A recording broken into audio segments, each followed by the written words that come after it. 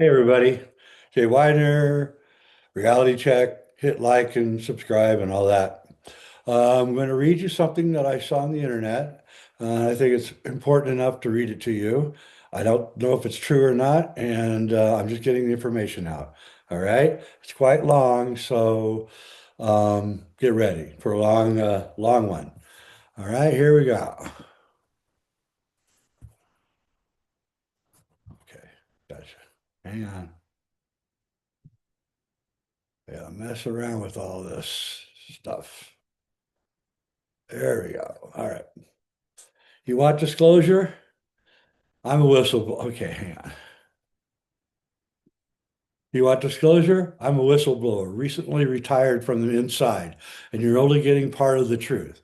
So I heard y'all want disclosure. All right. Hope you have time for this because there's a lot. Grab a coffee or maybe get comfy with a pillow somewhere. I've been watching the news and hearing a lot of things I know to be true, shockingly being talked about openly by some higher ups in a documentary. So I figured, what the hell? I think that's that disclosure documentary. I think you can call me Ria, not my real name, but obviously it will do. A little about me. I spent about 8 years in the military to pay for college, and then another decade plus in part of the U.S. intelligence component that does not officially exist. On paper, I worked for a boring sounding office in a department most people have never heard of. In reality, it was a compartment inside a compartment where the odd stuff of a certain nature got routed. My actual specialty is electro-optics, lasers, sensors, EO imaging systems, the math and hardware behind it, how we detect things at a distance, and in some cases put energy on them. That is what I was trained to do. No, that is what I was trained in. What I did most of my serious work on once I was off the deployment treadmill. So when I say I know something about directed energy weapons and weird sensor returns, that's not, I heard this from a friend of a friend. That's my day job. Most of my career was boring in the way dangerous jobs are boring. Long days in windowless rooms, Iraq and Afghanistan in the early years, doing the usual doing the usual mix of SIGINT and human. That's signal intelligence and human intelligence support. Phone records, pattern of life workups, building target packs on people who would never know my name but might notice a drone overhead later. After I got out of uniform, I slid over to contractor work. Then I got pulled into the permanent government side. For a long time, my world was very normal. Counterterrorism, sanctions evasion, shady cargo going through weird ports, stuff like that. After that, foreign missile tests, what you have probably seen described publicly as space domain awareness. Basically, watching dots move around the sky and trying to decide whose dots they were and what they were doing. The weird part started when I was detailed to a small interagency working group looking at what was called anomalous aerospace and undersea systems. Translation, things detected and showing up on sensors that did not match any known platform, did not behave like clutter, did not go away when you changed radar modes or swapped optical systems. I was there because I understood both sides of the equation, the physics of the sensors and the intelligence context. You get taught very quickly to treat anything unexpected as a glitch, a calibration issue, operator error, software artifacts, anything that keeps your world tidy. Get used to hearing weird glitch as a catch-all, except after a while you notice that some of these glitches keep showing up across different systems, different countries, decades apart. Some behaviors same behaviors, same basic locations, same signature that never fits. At some point, you either admit that there's a real pattern or you drive yourself crazy trying not to see it. If you're useful and you start asking the wrong questions for long enough, someone eventually pulls you aside, takes you to a skiff, takes your phone, and have you sign your life away and show you the next layer of the onion. This onion goes so deep that I doubt even after years of briefings, I've been exposed to anything below a few layers. Even still, most of this is purposely kept off NIPR and JWICS as and is done in person. That is where I learned about most of what you're interested in here and what seems to be bubbling to the surface in the news lately. That's when I learned about what we call the council. Yes, aliens. I suspect you're not likely to see a lot of what I know mentioned even by some who know it, but who have been speaking out for reasons I'll get into later. I've never met them face to face. Everything I know about them is from briefings, documents, and one secure video session that I honestly wish I had skipped. But it lines up with too many independent data points to just shrug it off as somebody's pet theory. The basic story is this.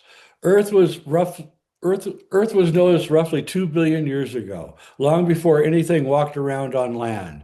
Not because we're special, but because we tripped a sensor, or rather, life tripped their sensor. You see, the Council is not a single species. It is a collection of several advanced interstellar, maybe even interdimensional civilizations that run along term survey of stars and planets the way we run spy satellites. Huge distributed array of instruments working together, watching thousands of star systems at once for millions of years. Their gear probably makes the James Webb telescope look like a kid's backyard telescope. About 2 billion years ago, these instruments picked up biosignatures here, chemical fingerprints in the atmosphere that meant something was alive here. Atmospheric composition like free oxygen and methane, spectral fingerprints, chemical disequilibria that scream, hey, there's metabolism happening right. There's metabolism happening down there, the basics. At that point, Earth went into a database as interesting, revisit later. Standard procedure for them when a world looks promising is pretty boring from their point of view. They send automated probes, not big cruise ships like you see in sci-fi movies, just small, tough, very smart machines.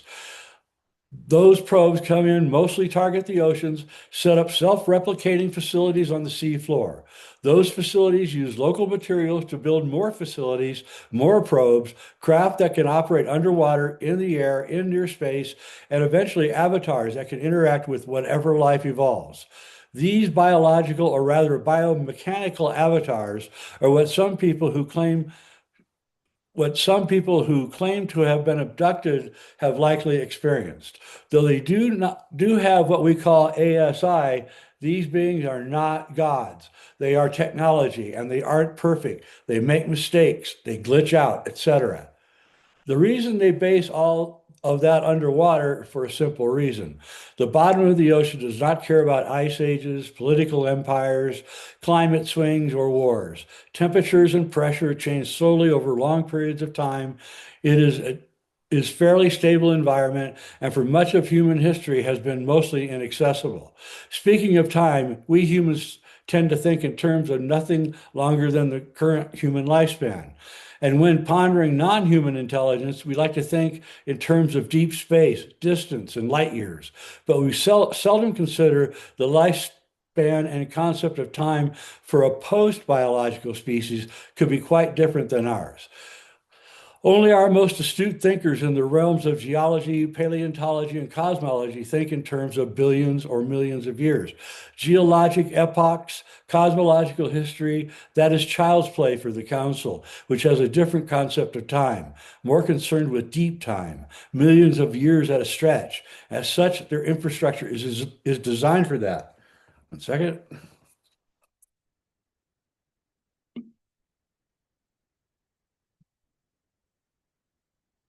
So yes, a lot of the TMOs, trans-medium objects, and impossible accelerations that you have heard about are just their hardware doing its job. Maintenance, observation, sampling, nothing heroic.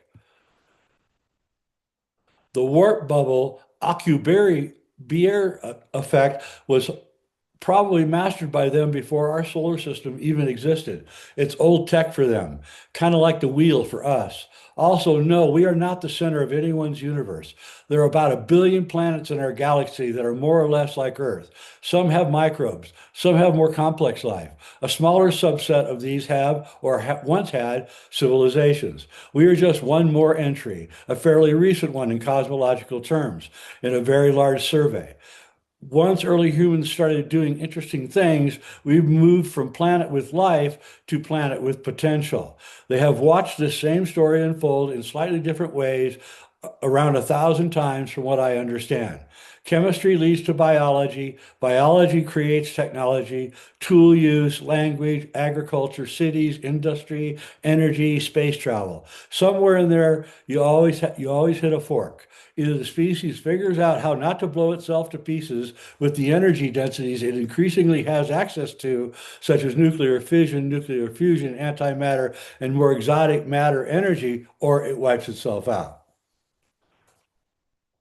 Our situation worried them. We are a little paradox, extremely good at cooperation and also extremely good at organized violence. Our aggression stood out. Cooperation plus violence isn't unique, but we're very good at both. And once you get to things like nuclear power, that combo tends to end very badly. They'd seen plenty of variations of that play out over the last few billion years. About 10,000 years ago, our trajectory towards that became clear, and there was a major argument inside the council about what, if anything, to do with us. One side said the odds favored self-destruction once we discovered and weaponized atomic level technologies. The other side argued we were worth saving, at least worth understanding better. The compromise was an experiment, one which has ramifications as to why all of this has been hidden for so long. Roughly 65,000 humans were removed from Earth and relocated to what is basically a preserve on a planet around the star you know as A2 Eridani. Internally, we call these people Arids. That star is in our catalogs if you feel like looking it up, but the details of the target planet are not public for obvious reasons. The Arids were started in a kind of controlled paradise. Their world was a large dispenser system that can produce whatever basic materials they need to have: food, clothing, tools, building materials, entire structures for habitation. Think Star Trek replicators scaled up and wired into the environment. In that setup, nobody starves, nobody is homeless in the way we understand it. Nobody spends their life chasing money just to meet ends. That was just the era's natural reality. The point from which the council's view was to remove material scarcity from the equation and see what humans do and achieve when they are not spending most of their energy bashing each other over the head over resources. Meanwhile, the rest of us stayed here on the control planet, dealing with scarcity, ownership, money, hoarding, and the rise of socio-political systems based on scarcity. All of the things that define Earth civilization. The result, according to what we were briefed, is that the Arids are now around 5,000 years ahead of us technologically, averaged out. Same species, same basic biology, same starting point, completely different trajectory because of the conditions. Nature versus nurture on a cosmic scale. For most of their history, the Arids thought that they were native to their world. Then they found out the truth roughly a century ago in our time. They learned that they were uplifted, that their ancestors were taken from Earth, that they have cousins here. Once they knew that, some of them started coming back to visit the original branch. That is where the human intersects with some of the UFO stories, the aliens that look almost exactly like humans. They are not hybrids, not clones, not secretly angels or demons. They are Arids, born on another star, showing up here after being given a 10,000-year head start. They have, in some cases, met with leaders of certain countries and at least two UN Secretary Generals, both deceased. Now we get to why this has been buried for 80 some years. You have to think like a senior U.S. official in the 1940s and 1950s. World War II had just ended, the Cold War is starting, Everything is viewed through capitalism versus communism. Then someone puts a briefing in front of you that says, in essence, there's a group of humans living on another world who have no money, no private ownership, the way that we structure it, automatic systems that meet their general needs. And in that environment, they advance thousands of years faster than we have. One second.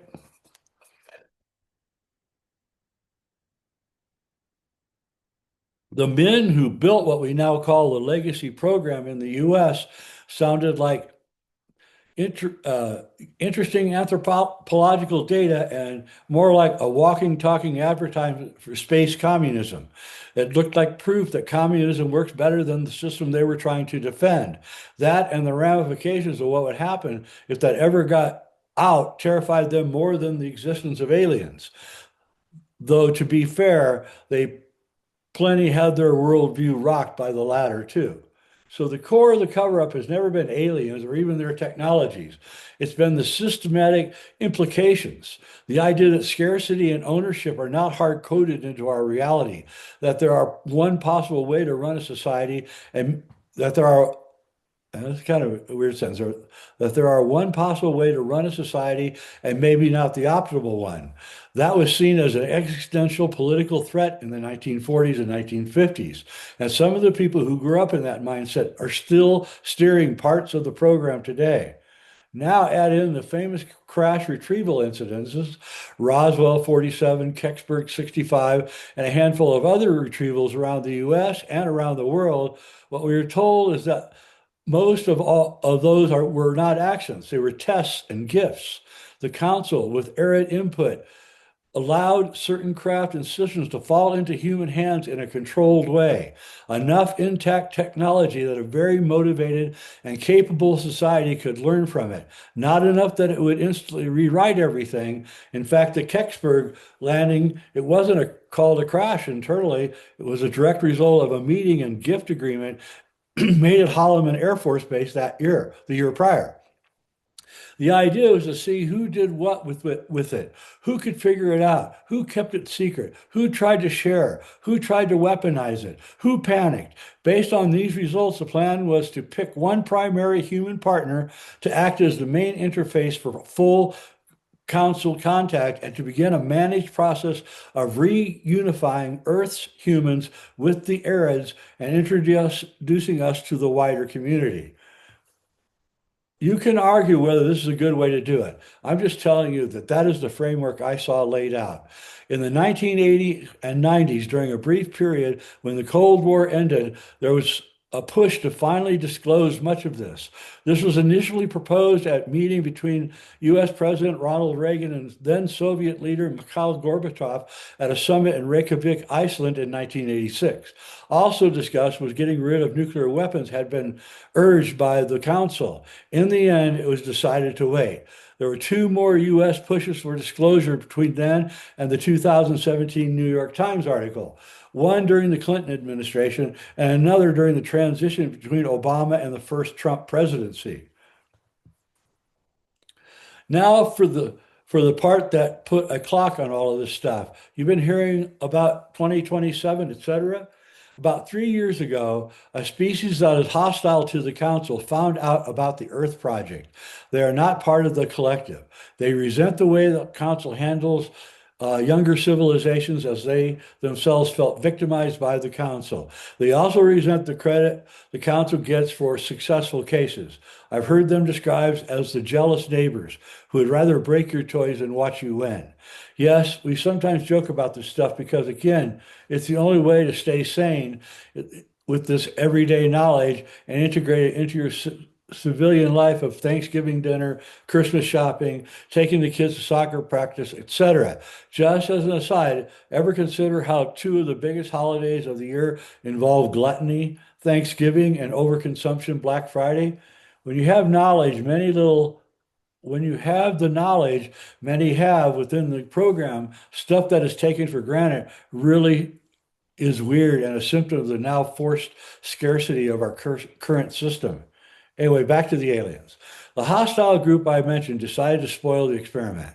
This species is ahead of us technologically, but far behind the Council. They also inhabit a relatively nearby star, cosmologically speaking. Their travel is slower, less elegant, has to take place in stages. Think of it as space island hopping, which is why the lead time is so long. You probably want to know what they look like. Physically, based on the descriptions we saw, they're about 5 foot tall, segmented bodies, multiple limbs, basically ant-like in overall form. Nothing subtle or humanoid about them. They launched an expedition towards Earth with the stated goal of making a mess, cause chaos here, damage the experiment, and embarrass the Council by showing that they cannot protect their own projects due to internal disagreements. Basically, exploiting internal fissures, turning small cracks of understanding in the Council into canyons, thus destroying it. That's their hope, at least. The transit time means for us they're expected to arrive in roughly 2 years from now, the 2027 holiday present no one asked for. The news triggered a major debate within the council. One group said that rules say non-interference. We watch and record what happens, even if it was ugly, as we have done in the past. The other group said we effectively created this situation by tagging and monitoring this world. We have a moral obligation to not just watch a civilization we have been studying get smashed by somebody else's grudge. If the council shut up in force, it would not be much of a fight. They're technologically relative to the ant species is like modern carrier group versus skilled archers on sailboats. The whole thing would be over quickly, and it would also completely blow the point of letting young species find its own way. It would also be a tremendous blow to the human ego, which the council is well aware of. So they arrived at a compromise. No direct council fleets defending the Earth. No obvious intervention. Instead, they would quietly arm us. What they chose to give us are things roughly called scalar phase weapons. Our vocabulary is not great here. They are not just higher power lasers. They interact with fields we do not fully understand or really have names for yet. Shift phases dump huge amounts of energy from the vacuum into very specific volumes of space-time without a conventional bright beam or explosion. Compared to our current directed energy weapons, they are an enormous leap. As someone who spent years working with lasers and optic systems, I can tell you, they sit so far off our current tech tree. If you saw the damage assessments from a pulse without context, you would think that they were misprints. But compared to the council weapons, they are Nerf guns, training wheels per se.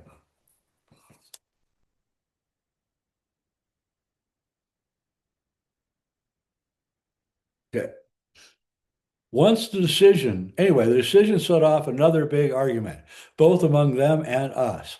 The obvious concern was simple. Once the external threat is gone, what stops us from turning these things on each other the same way we took nuclear power and turned it into thousands of warheads aimed at our own cities? On the US side, there were people saying exactly that. And some members of the council argued that if we on Earth roll our scalar systems across arsenals, the first real test after the bugs are gone will likely be some crisis where two human governments start lighting each other up with technology that we do not fully understand. The counter argument, which won, was that the species level survival has to come first. If humanity gets wiped out by someone else's petty feud, then the entire debate is academic. Also, if humans fight this off themselves instead of watching the council show up and save the day, they will meet the wider community as people who actually did something, not as rescued primitives. Human ego intact. And kill switch, if you will, has been built into the tech to disable it after the conflict, which the council sees us winning. If we then decide to use the weapons against each other, they'll be simply disabled until we humans have learned enough to disable the kill switch, which could be thousands of years from now, for all I know. So against a lot of internal resistance, the Council has been quietly providing scalar phase systems to several blocks, not just the US. The list I saw included the United States, China, the European Union, through specific channels, Russia and Brazil. Those systems are being integrated into space platforms, aircraft, and undersea assets. Testing is happening in remote places and high altitudes, often disguised as other things. Most of the people physically working on it think of it as advanced homegrown black program. Only a very small circle in each capital sees the full context. I got to see pieces of that picture shortly before I was pushed into retirement, which is a polite way of saying I stopped being convenient. That is as specific as I'm willing to get. There's one more reason I'm writing this now. After pondering for a long time, it is more personal than the 2 year clock. A friend of mine, someone I worked with closely inside the program, another EO specialist, have been talking quietly years ago about going to Congress. Not with everything. They were not suicidal. Just enough to force a real closed door hearing in the Senate, get the true nature of the certain SAPs acknowledged on paper, making it harder to bury the whole subject under jokes and career threats. Over as a year ago, I got word that this person died. The official explanation has been vague and unsatisfying. Medical complications on a trip to a black site in the Indian Ocean. Tierra del Fuego.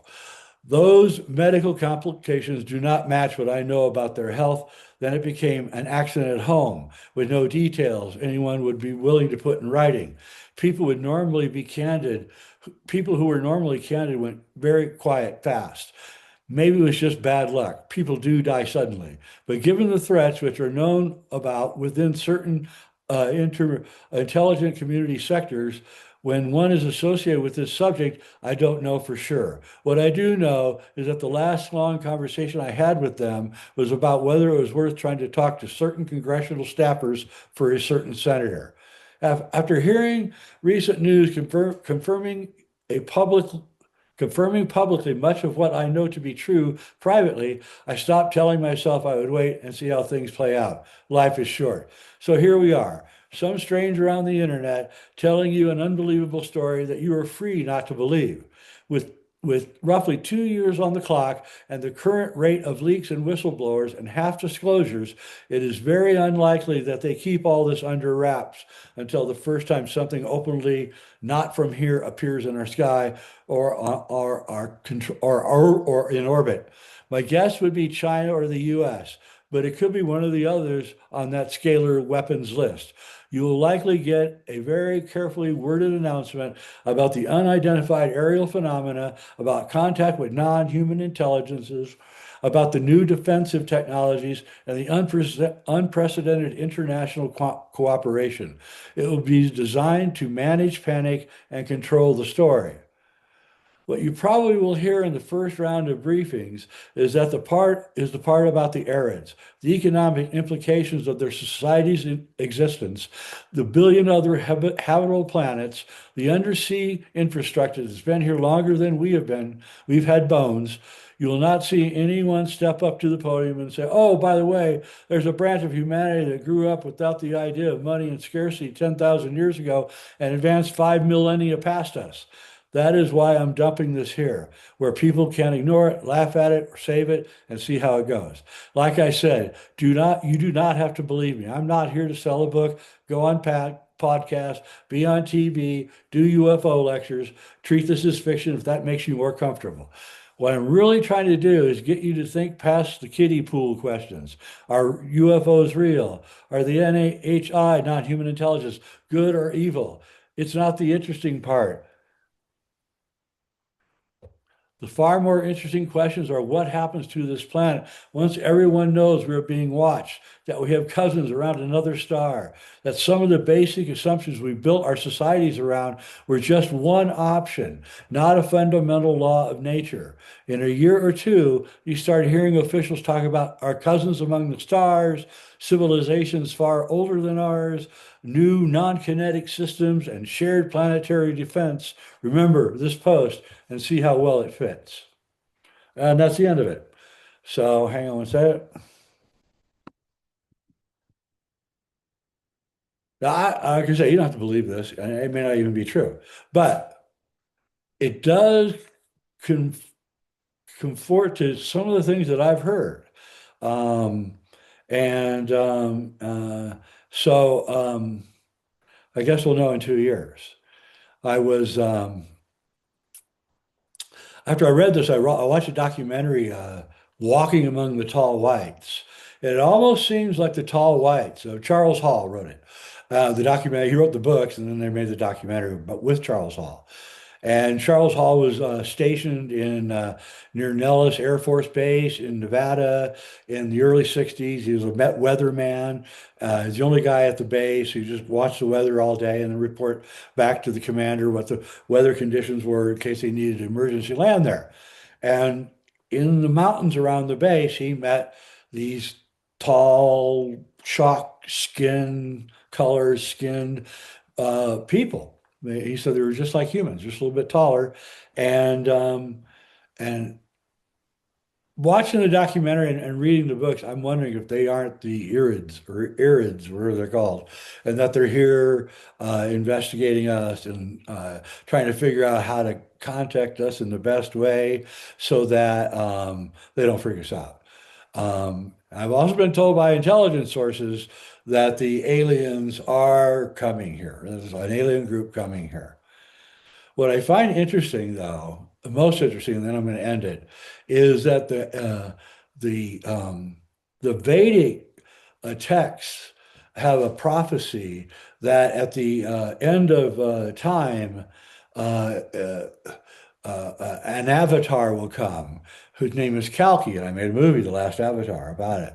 And his name is Kalki, and he will be a. They said distinctly in the prophecies that it will be a white male. And Kalki is calc, which same word, root word as chalk. So Kalki is chalk. Calc and chalk come from the same root word. And so is he a white, like white people, or is he chalk white, like the tall whites? I don't know. Well, I guess we'll find out. Anyway, that's all I got to say. I just wanted to get that out. Maybe it'll loosen up some screws out there. And the other thing I also want to add before I go is it's not really communism that he's talking about because the council provided the replicators to the Arids on their other planet. So everybody had everything they wanted. So communism is still scarcity. You're still fighting for scarcity in communism. So this is a completely different system. I wouldn't call it communism at all.